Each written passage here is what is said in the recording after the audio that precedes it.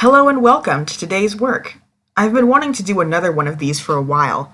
I've been pretty busy with multiple projects, so I figure a little status update is in order at this point.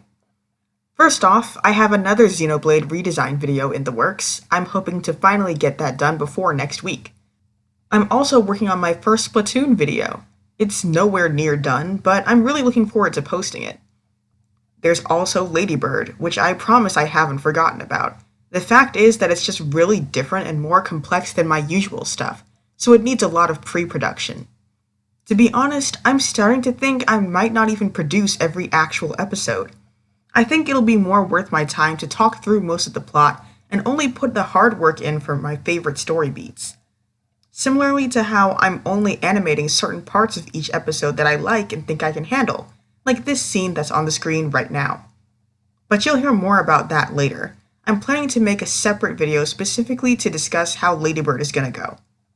Now, probably the biggest video I have in the works is the first installment of the Neverfell project, a video series designed to definitively wrap up my work with all the characters in that RWBY alternate universe. I haven't even finished writing the script and it's already 9 pages long, but I honestly think that's only because Adam was basically slated to be the main character of Neverfell before I dropped the comic. His story arc has the largest number of actually completed scripts. Apparently, I just really enjoyed writing his dialogue, and as a result, I have a lot to show for him. I expect the next installments to be significantly smaller in scale. Now, speaking of RWBY, there's a little something else that I wanted to talk about in this video. As we all know by now, the RWBY franchise is in limbo, and there's no guarantee that Rooster Teeth as a company will still be around to finish it if it ever is revived.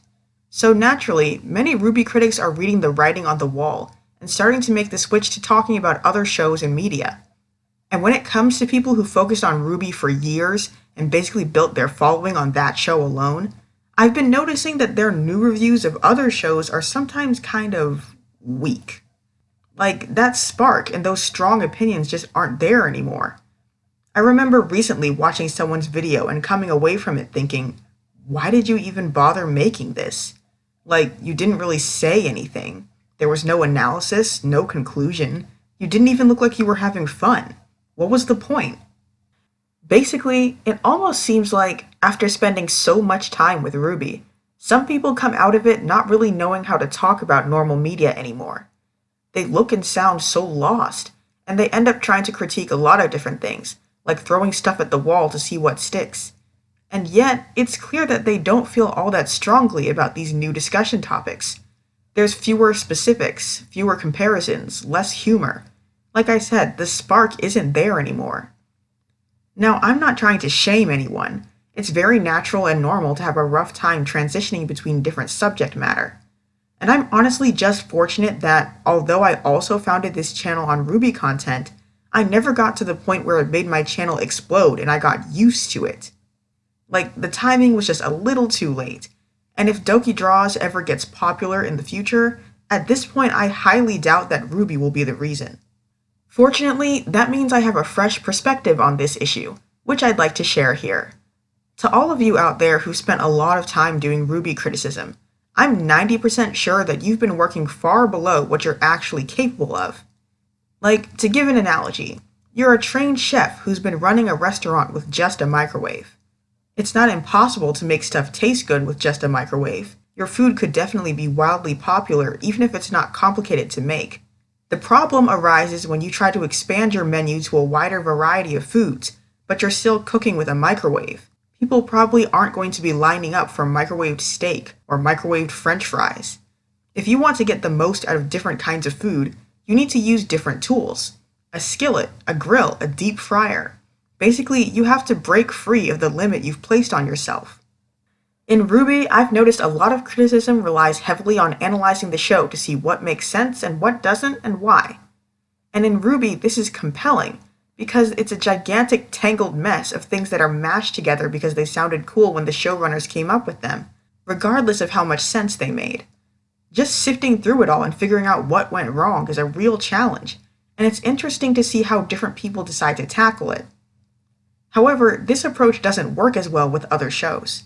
Most of the time, you can't just look at a story and check whether it makes sense or follows the universe's rules, because, I mean, realistically, that's the bare minimum of criticism. Most writers are capable of much more than that, and most critique fans are going to expect you to dissect and analyze much more than that. If you write a review and all you have to say is, well, everything made some kind of sense and didn't break canon, so I guess it was a good episode, fans of other franchises are naturally going to be disappointed. They're going to feel like you're not really paying attention and don't have anything insightful to say, so there's no point in watching your videos. Basically, you can't let the depth of your reviews become limited by RWBY's lack of depth as a show. Most shows and media need to be cooked with something more powerful than a microwave. And I think, for most people, it's just a matter of finding something else that they're similarly passionate about, and that instinct to look deeper and engage with the more intricate aspects of art and storytelling will heal itself pretty quickly. I refuse to believe any media critic's success has to die with RWBY. We can all do better, and we all deserve more. Anyway, that's it for today's work. Like, subscribe, whatever, and I'll see you next time.